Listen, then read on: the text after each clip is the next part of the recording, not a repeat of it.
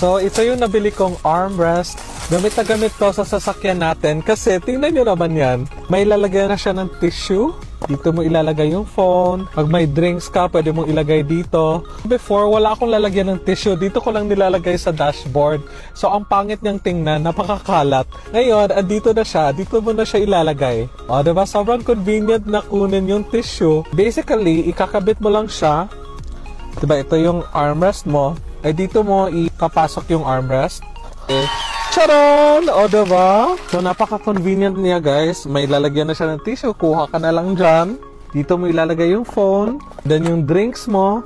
And kapit na kapit naman siya sa armrest mo. So, even umaandar, hindi siya umaalog at hindi siya natatanggal. Especially sa mga passengers mo, wala silang masyadong lalagyan ng cups.